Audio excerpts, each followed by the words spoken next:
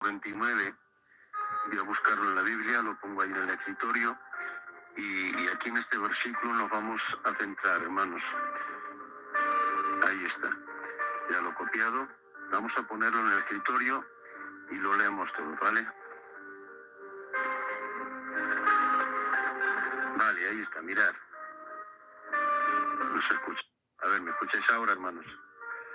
Vale, vamos a leer el versículo. Efesios capítulo 5, versículo 29. Porque nadie aborreció jamás a su propia carne, sino que la sustenta y la cuida, como también Cristo a la iglesia. Qué bien, qué versículo más precioso, hermanos míos, aleluya. Es el Señor Jesucristo, hermanos, quien cuida, quien sustenta a la iglesia. No son los ángeles del cielo, hermanos míos, ni los querubines, no es ningún hombre, ni ningún pastor, no es ningún obrero, no es ningún evangelista, es el mismo Señor Jesús quien sustenta y cuida a su iglesia. Qué bien, hermanos míos. Aleluya. El apóstol Pablo, hermanos, escribiendo a los Efesios, nos responde con una imagen íntima y profunda, hermanos. Estamos siendo sustentados y cuidados con la ternura del Redentor hacia su iglesia. Qué bien, hermanos. Estamos siendo sustentados y cuidados todos los días, hermanos. Donde estemos, bajo la condición que estemos, hermanos.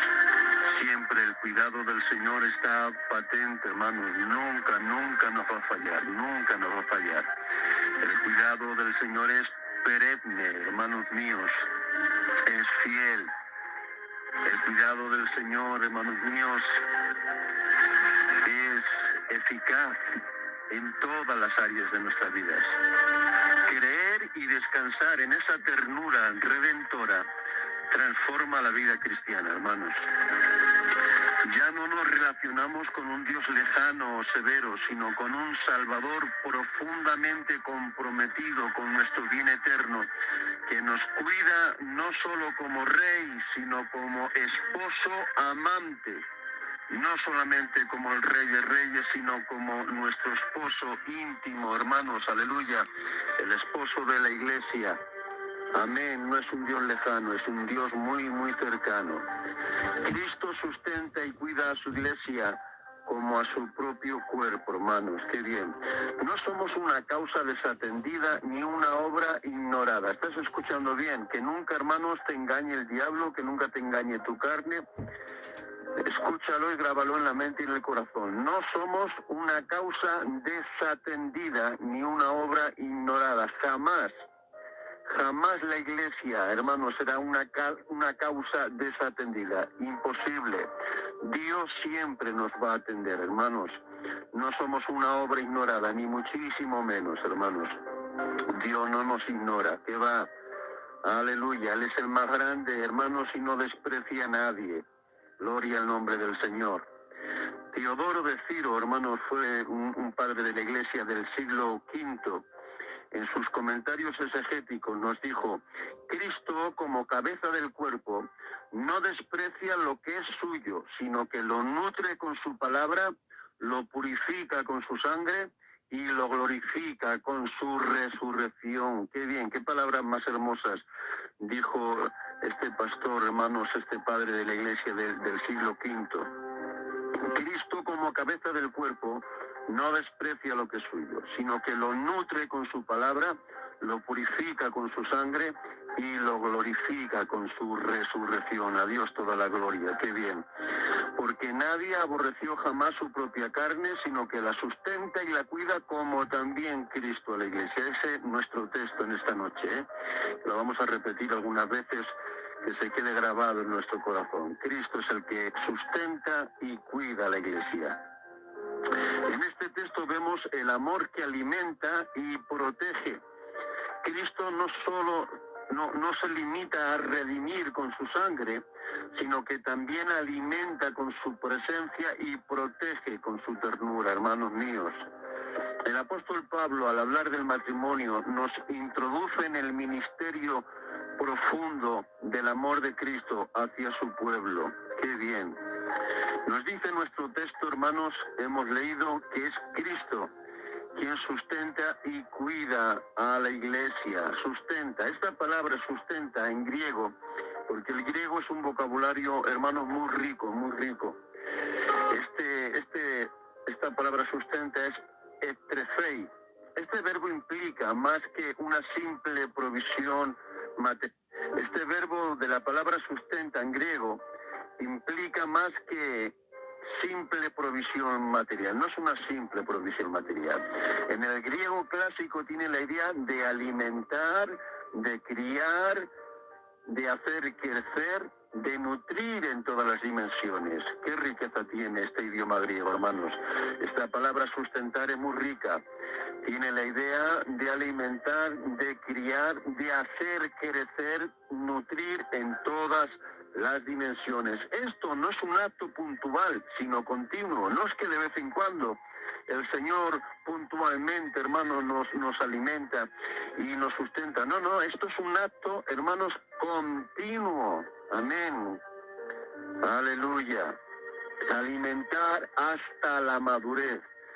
Se usa también para describir cómo los padres crían a sus hijos. Y lo usa Pablo también en Efesios 6:4. Y vosotros, padres, no provoquéis a ira a vuestros hijos, sino criarlos en disciplina y amonestación del Señor. No se trata de un acto ocasional, sino de un cuidado constante, intencional y progresivo, hermanos. Siempre nos está cuidando el Señor, siempre nos está sustentando, siempre nos está cuidando. ¡Qué bien! Aleluya. Dios, para sustentarnos, hermanos, usa tres cosas. Atender bien. Nos da su palabra, el alimento para nuestra fe. Nos da su espíritu que nos fortalece dentro de nosotros, y también nos da su cuerpo, que es la iglesia, donde nos animamos y nos edificamos unos a otros. Voy a repetirlo otra vez. Cristo, para sustentarnos todos los días, nos ha dado tres cosas grandiosas y maravillosas. Nos ha dado su palabra, hermanos, que es el alimento que nutre nuestra fe. Nos da su Santo Espíritu que nos fortalece desde dentro. Y nos da su cuerpo, que es la iglesia, donde nos animamos, edificamos unos a otros. Qué bien, hermanos. Nos da su palabra, el alimento de nuestra fe. ¿Cuál es la actitud que debemos de tener con la palabra de Dios, con la cual nos sustenta? ¿Cuál es tu actitud? ¿Cuál es la actitud que debemos de tener, hermanos, con la palabra que nos sustenta? Voy a leer un versículo de la palabra. Esdras, capítulo 7, versículo 9 y el 10. Mira lo que dice el 9. Porque el día primero del primer mes fue el principio de la partida de Babilonia, y el primero del mes quinto llegó a Jerusalén, estando con él la buena mano de Dios. ¿Por qué estaba con él la buena mano de Dios? Ahora dice el 10. Porque Esdras, estamos hablando de Esdras, porque Esdras había preparado su corazón para inquirir la ley de Jehová, para cumplirla y para enseñar en Israel sus estatutos y decretos. Qué bien. Esta es la actitud que tenemos que tener, hermanos, con la palabra. La actitud de Esdras, que por tener esta actitud, Esdras, la buena mano de Dios siempre estaba con él. Estas tres direcciones, porque Esdras, primero, había preparado su corazón para estudiar la ley de Jehová. Segundo, había preparado su corazón para cumplir la ley de Jehová. Y tercero, había preparado su corazón para enseñar en Israel sus estatutos y decretos. Esta es la actitud que tenemos que tener, hermanos, con la palabra que nos alimenta, y Cristo nos sustenta con ella. Tenemos que preparar nuestro corazón para estudiarla, hermanos, leerla y estudiarla. Tenemos que preparar nuestro corazón, hermanos míos, para cumplirla en nuestra alma y en nuestro corazón, y también para proclamarla, para enseñarla. Gloria al nombre del Señor. Espero que esté recibiendo estas palabritas tan importantes, hermanos. Segundo, ¿qué actitud más tenemos que tener? Pues tenemos que buscar la escritura, hermanos. Cuando leemos la escritura, tenemos que estudiarla en tres direcciones también. Cuando leemos la escritura y estudiamos la escritura, cuando abrimos la Biblia, hermanos, tenemos que leerla y estudiarla en tres direcciones. Primero, tenemos que estudiarla para saber quién es Dios. Segundo, para saber qué ha hecho Dios. Y tercero, para saber qué quiere Dios de nosotros. Voy a repetirlo otra vez. Cuando leemos la Biblia y la estudiamos, acuérdate siempre de estas tres verdades. Tenemos que leerla y estudiarla primero para conocer quién es Dios, esto es, cuál es su carácter, cuál es su personalidad, quién es Dios. Segundo, tenemos que estudiar la Biblia para conocer qué ha hecho Dios por nosotros. Y tercero, tenemos que estudiar la palabra del Señor para saber qué es lo que Dios demanda de nosotros, cuál es su voluntad para con nosotros. Gloria al nombre del Señor. ¿Quién es Dios? ¿Cómo podemos saber quién es Dios? Para adquirir este conocimiento diario tenemos que estudiar los atributos de Dios, hermanos. Hoy en día tenemos, hermanos, muchos medios para estudiar, muchos medios, hermanos. Aún en los móviles, la inteligencia artificial, hermano, tú pones los atributos de Dios y ahí te vienen, hermanos, todos los atributos y ahí puedes estudiarlos. Para adquirir este conocimiento de quién es Dios, de cuál, hermanos, es su carácter, su personalidad, tenemos que estudiar sus atributos para saber quién es Dios. Tenemos que adquirir este conocimiento diario, tenemos que estudiar todos los atributos de Dios. Los atributos de Dios, según la teología, se dividen en dos categorías, hermanos. Atributos incomunicables, que hablan de los atributos propios solo de Dios, y atributos comunicables, que pueden reflejarse en sus hijos, pero de alguna medida, hermanos, no perfecta, pero sí en alguna medida. Los atributos comunicables pueden reflejarse en los hijos de Dios. Atributos incomunicables, exclusivos de Dios, no compartidos con sus criaturas. ¿Cuáles son estos atributos? Rápidamente, un vistazo así a vuelo de pájaro. Está el atributo de la trascendencia de Dios. ¿Qué significa esto? Se refiere a la cualidad divina por la cual Dios está por encima, más allá y fuera del alcance del universo creado. Esta doctrina afirma que Dios no está limitado por el tiempo, el espacio ni la materia, y que su ser y existencia trascienden por completo. Adelante, Rafa, que no escuchan, adelante. Gracias. Estaba diciendo, hermanos, que esta doctrina de la trascendencia de Dios significa que Dios no está limitado por el tiempo, ni el espacio, ni la materia, y que su ser existe, hermanos,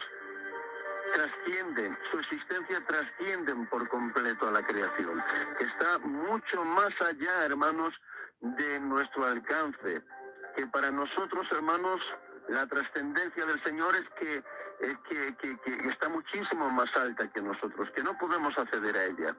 Aunque Dios se ha revelado a los seres humanos en las Escrituras y en Cristo, nunca puede ser comprendido en su totalidad por la mente finita del hombre.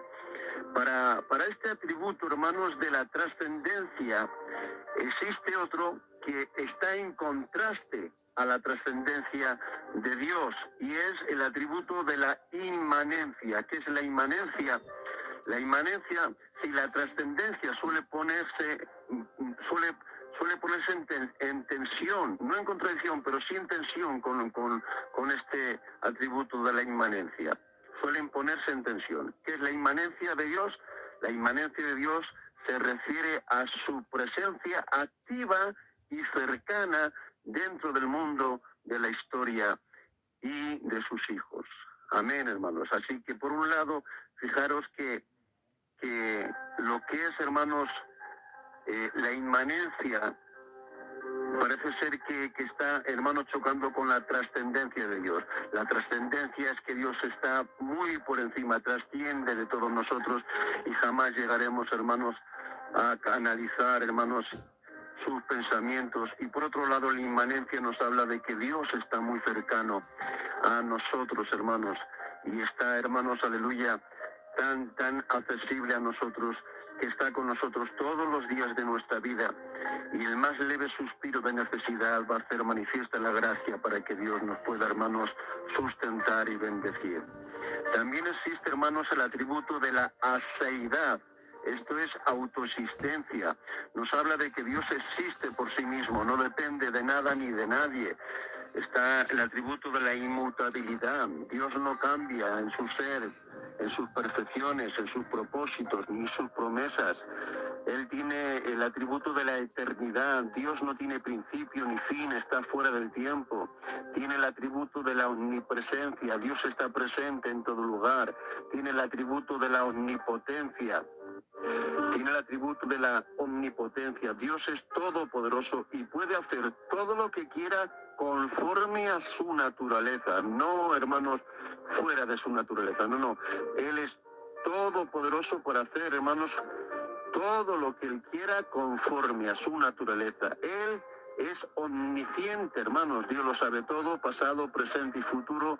Incluso sabe, siendo hermanos, que también tiene el atributo de la omnisciencia. Dios lo sabe todo, pasado, presente y futuro. Incluso sabe lo que pudo haber pasado, que no pasó porque no se dieron las consecuencias adecuadas para que pasara eso. Gloria al nombre del Señor. Y un largo etcétera, porque tiene muchos atributos, muchísimos. Estos son los no comunicables, solamente son de Dios y solamente están en Él. Pero luego están los atributos comunicables, que nos los comunica y nosotros podemos imitarlos, aunque sea de una manera limitada, hermanos míos. Está su santidad, este es un atributo comunicable.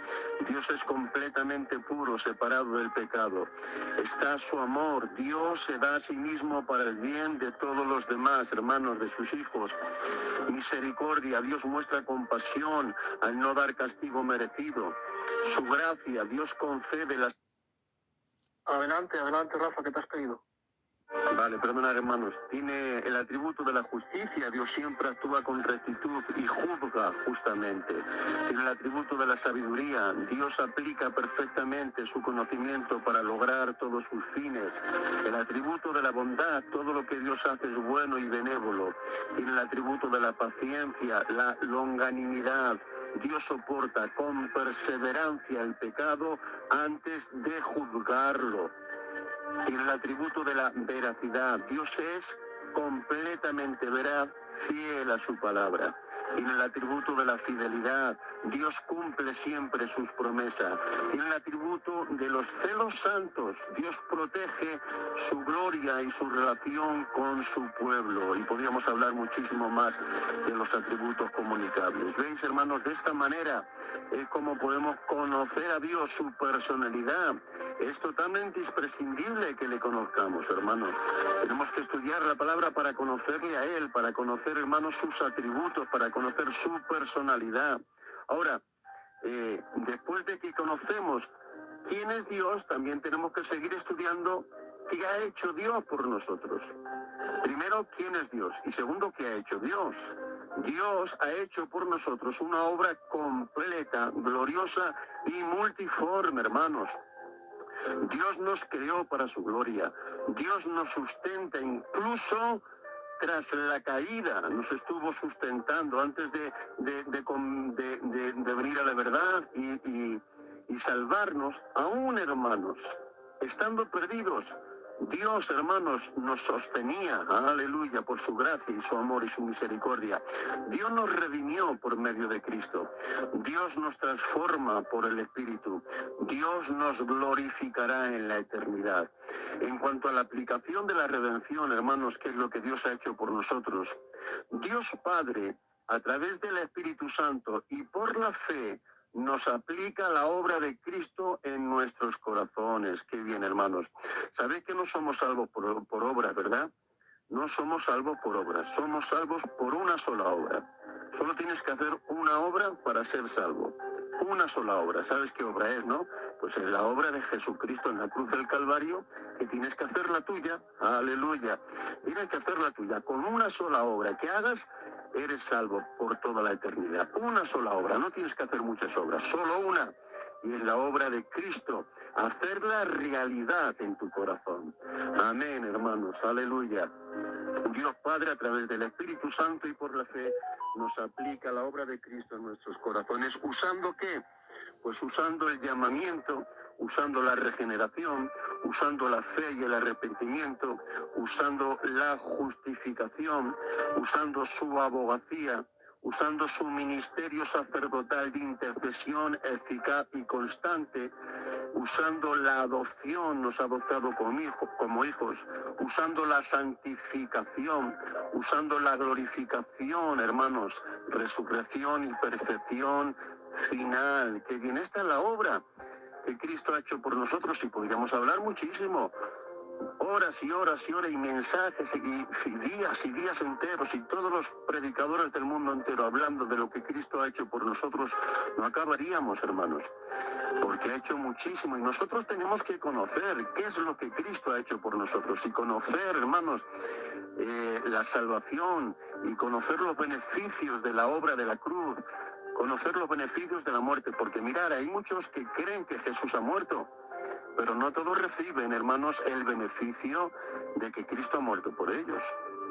Y hay muchas personas que creen que Jesucristo resucitó, pero no todas esas personas reciben, hermanos, los beneficios de que Cristo ha resucitado para ellos, ¿me entendéis? Por eso es que tenemos que conocer lo que Cristo ha hecho por nosotros y disfrutarlo. Una nota importante: los versículos que nos hablan de lo que Cristo ha hecho por nosotros es el alimento sólido de la palabra. Sin embargo, los versículos que nos hablan de lo que nosotros tenemos que hacer para Dios, esos son deberes cristianos, es alimento lácteo.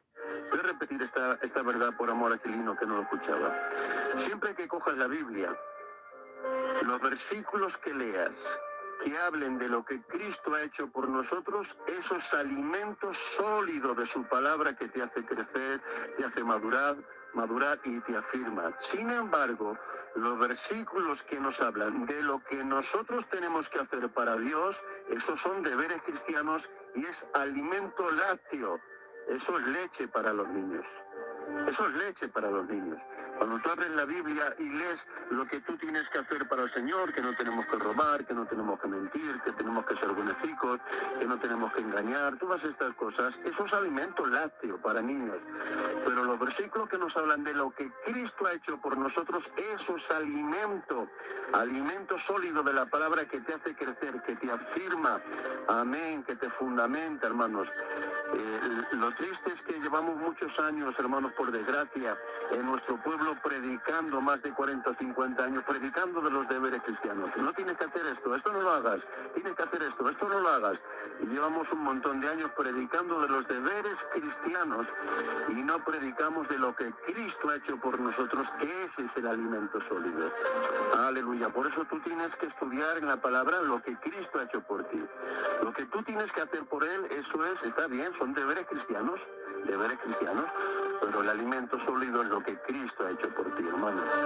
Hemos hablado de lo que Dios es y de lo que Dios ha hecho, y nos queda hablar de lo que Dios quiere que nosotros hagamos. ¿Qué quiere Dios? Nuestra respuesta a Cristo por lo que Él es y por lo que Él ha hecho por nosotros debe producir en nosotros el deseo de servirle incondicionalmente. En la medida que tú conoces quién es Dios y en la medida que conoces qué ha hecho por ti, nacerá en ti un deseo profundo, sincero, de servirle incondicionalmente, por amor y gratitud a lo que Dios es y a lo que Él ha hecho por ti. Esto incluye el compromiso, hermanos, con su iglesia, de amarla, de servirla, de edificarla. Gloria al nombre del Señor. Ahí es donde mostramos el amor de Dios en la iglesia, como decía la palabra, como dice la palabra. Si no amas a tu hermano que le ves, ¿cómo vas a amar a Dios que no le ves? Amén. Ahí es donde demostramos nuestro amor, hermano, nuestra gratitud en la iglesia, amando a nuestros hermanos, preocupándonos de sus problemas, llorando con el que llora, riendo con el que ríe, hermanos. Tenemos que tener la actitud de ver las cosas buenas de los hermanos, no solamente las cosas malas, hermanos. El otro día yo meditando en esto, el Señor me dio una frase, ¿no? Entendí que si yo como persona, como hijo de Dios, solamente veo lo malo en los hermanos, solamente soy capaz de ver las cosas malas, esto está dando evidencia que en ese momento estoy siendo dirigido por lo peor de mí, mi carnalidad. Sin embargo, cuando yo tengo capacidad de solamente ver lo bueno que hay en mis hermanos, esto me demuestra que yo estoy siendo dirigido por lo mejor que hay en mí. Jesucristo, el Hijo de Dios, el Santo Espíritu. Amén. Yo no sé lo que tú ves en tus hermanos, si solamente ves defectos, fallos, siempre estás criticando y murmurando a la iglesia, o por el contrario, aunque hay fallos, que todos tenemos fallos, pero eres capaz, hermanos, de ver pues las cosas buenas, los dones, ver a Cristo en tus hermanos. Aleluya, qué bien. Amén, hermanos. Esto incluye un compromiso con la iglesia, de amarla y servirla, la gratitud de conocer a Dios y de conocer lo que Él ha hecho por nosotros.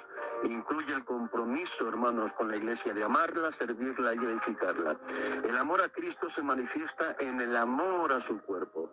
Esta verdad la avala el testimonio de Pablo cuando se convirtió. Recordar, hermanos, que cuando se le apareció esta luz inmensa, más clara, hermanos, que el sol, dice la palabra del Señor que Saulo se cayó al suelo y le hizo dos preguntas al Señor. La primera pregunta fue: ¿quién eres, Señor? Y el Señor se mostró a él y le dijo: yo soy Jesús, a quien tú persigues. A quien tú persigues, dura cosa te dar coces contra el aguijón. Y la segunda respuesta es la más lógica, llena de agradecimiento por haber conocido al Señor. ¿Qué quieres que haga? Qué bien, hermanos. Primero, ¿quién eres, Señor? Y cuando le conoces, ¿de qué quieres que haga? Esta es la gratitud, hermanos. Cuando tú conoces a Dios y conoces lo que Él ha hecho por ti, lo segundo que le preguntarás es: ¿qué quieres que haga? ¿Qué quieres que haga por ti? Amén. Esta verdad la avala el testimonio de Saulo, hermanos. Si Cristo cuida a su iglesia como a su cuerpo, despreciarla o ignorarla es despreciar al propio Cristo. Amén, lo hemos relatado. Saulo, Saulo, ¿por qué me persigues? ¿Estaba persiguiendo Saulo al Señor Jesús? Estaba persiguiendo a la iglesia. Y el Señor le dice: ¿por qué me persigues? Amén. Porque si tú criticas a la iglesia, estás criticando a Jesús, hermano. Si tú menosprecias a la iglesia, estás menospreciando a Jesús. Si tú, hermanos, levantas el puño contra la iglesia, estás levantando el puño contra Jesús. Amar a la iglesia es amar a Jesús. Respetar a la iglesia es respetar a Jesús. Dar tu vida por la iglesia es dar tu vida, hermanos, por Jesucristo, el Hijo de Dios. Porque nadie aborreció jamás su propia carne, sino que la sustenta y la cuida, como también Cristo a la iglesia. Cristo está sustentando y cuidando. ¿Cómo nosotros vamos a despreciarla y criticarla? ¿Cómo nosotros, hermanos, vamos a tener palabras negativas sobre la iglesia? ¿Qué va, hermanos? La iglesia es pura y santa. La iglesia es la amada del Señor. Mucho respeto, hermanos, cuando hables de la iglesia, de los siervos, de los hermanos. Mucho cuidado, porque a veces vacunamos a nuestros hijos, hermanos, para ir al culto. Y le decimos: vente al culto, ¿por qué no vienes al culto? Y los niños porque tienen respeto, pero nos dirían: porque siempre estás tirando al pastor, porque siempre estás tirando al obrero y a las del coro. Siempre los estás criticando. ¿Para qué vienes al culto? Amén, hermanos. Tenemos que amar a la iglesia, hablar bien de ella y bendecirla. Amén, hermanos. Ya hemos visto cómo Dios nos sustenta. Ahora nos queda hablar de cómo Dios nos cuida. La palabra para cuidar es talpei. Este verbo es aún más íntimo. Significa mantener caliente, abrigar, acariciar. Se asocia con la ternura materna que protege a su hijo del frío o del calor. Dios mío de mi vida, qué bien, hermanos. Jesucristo, hermanos, nos sustenta y nos cuida. Pero fijaros que la palabra en español, cuidar, pues fijaros, hermanos, cuántas variantes hay en el griego. Este verbo en el griego es más íntimo, significa mantener caliente, abrigar, acariciar, se asocia con la ternura materna que protege a su hijo del frío o del calor. Es usado en Primera de Tesalonicenses capítulo 2, versículo 7, donde Pablo describe su relación pastoral como la de una madre que cuida con ternura a sus hijos. Y dice la palabra: antes fuimos tiernos con vosotros como la nodriza que cuida con ternura a sus propios hijos. Y dice el versículo 8, tan grande es nuestro afecto por vosotros que hubiéramos querido entregaros no solo el Evangelio de Dios, sino también nuestras propias vidas porque habéis llegado a sernos muy queridos. Oh, cuánta gloria tiene la palabra, cuánta ternura mostraba Pablo a la iglesia. Y digo yo, cuanto más se cumplen estas palabras en Cristo por su iglesia, porque al final nosotros somos débiles humanos, hijos de Adán, hermanos hombres caídos. Sin embargo, fijaros el amor que tenía Pablo y cómo le cuidaba, hermanos, con ese amor tierno. Cuánto más el Señor, más el ser perfecto, cuánto más el santo de los santos, hermanos, no va a cuidar de esta manera tan tierna a su pueblo. Amén. Cuánto más se cumplen estas palabras en Cristo por su iglesia. Él es el buen pastor que lleva en brazos a los corderos, hermanos. Isaías 40:11. Como un pastor, él cuidará su rebaño. Con su brazo reunirá a los corderos, los llevará junto a su pecho y llevará a descansar a las ovejas recién paridas. ¡Qué bien! Es el esposo que cuida celosamente a su esposa, hermanos. Mirad qué versículo más bonito de Oseas capítulo 2, versículo 19 y 20. Es otra traducción, no es la traducción de la Reina Valera. Tenemos que estudiar también las traducciones, hermanos, porque hay traducciones que tienen muchísima riqueza, dan mucha riqueza al texto. Oseas capítulo 2, versículos 19 al 20. Israel, me comprometo como esposo tuyo para siempre. Haré lo correcto y conforme al fiel amor te prometo ser compasivo. Me comprometo contigo y te seré fiel y conocerás de verdad al Señor. Dios mío de mi vida, qué bien, qué bien. Increíble, hermanos. Qué textos, qué palabras salen del corazón del Señor. Lo voy a leer otra vez, ¿vale? Israel, iglesia, pon tu nombre ahora, pon tu nombre. Me comprometo como esposo tuyo para siempre. Haré lo correcto y conforme al fiel amor te prometo ser compasivo. Me comprometo contigo y te seré fiel y conocerás de verdad al Señor, Dios mío de mi vida. Cuánta gloria hay en la palabra, hermanos. Oh, es que realmente nos cautiva el alma y el corazón. Porque nadie aborreció jamás a su propia carne, sino que la sustenta y la cuida, como también Cristo a la iglesia. En este texto Pablo nos exhorta a imitar el modelo de Cristo. El esposo debe sustentar y cuidar a su esposa con amor sacrificial, emocional y espiritual, pero también en sentido amplio. Ambos cónyuges deben practicar este cuidado mutuo como reflejo del Evangelio, hacer las cosas con amor, hermanos. Te adelantamos a hacer las hermanicas que hagan una paella o que hagan una comida y la den de mala gana. No, hermanos, sin quejas, con amor, con cariño, lo mejor para mi marido, lo mejor para mi mujercita, aunque sean pequeños detalles. Pero hermanos, con amor, gloria al nombre del Señor, con esa ilusión de hacernos bien. Porque mira esta frase, el amor verdadero lleva implícito el temor de ofender a la persona que amas. Qué bien, hermanos. El amor verdadero lleva implícito, lleva dentro de él el temor de ofender a la persona que amas. Y también tiene implícito el deseo de hacer bien a la persona que amas. Debemos reflejar el cuidado de Cristo en nuestras relaciones. Las comunidades eclesiales saludables son aquellas donde los miembros se alimentan espiritualmente unos a otros y se abrigan con compasión. En un mundo, hermanos, de aislamiento, la iglesia es el lugar de cuidado mutuo. ¿A dónde vamos a ir a llorar si no es en la iglesia? ¿A dónde vamos a ir a ser consolados, hermanos, si no en la iglesia? ¿A dónde vamos a ir a sanar nuestras heridas si no es en la iglesia? ¿A dónde vamos a ir? ¿Al ayuntamiento te vas a ir? ¿A dónde? ¿A un bar? ¿A dónde? ¿A dónde vas a ir, hermanos, para recibir la sanidad del alma? A la iglesia, con tus hermanos que te aman, que te quieren. Ahí este es el hospital de Dios, hermanos. Aleluya. Que nos amamos con amor tierno, este amor y este sustento que Cristo tiene para todos nosotros, como también Cristo a la iglesia. Ahí está nuestro modelo, nuestro consuelo y nuestra esperanza. Cristo no te ama a la distancia, hermanos. Él te sustenta y te cuida dentro de ti íntimamente. Está tan cercano a ti, escucha esta frase, que jamás tus enemigos estarán tan cerca de ti como lo cerca que está Jesucristo de tu corazón, de lo más profundo de tus entrañas. Cuánta gloria, qué bien. Amén, hermanos. Cristo no te ama a la distancia, Él te sustenta y te cuida.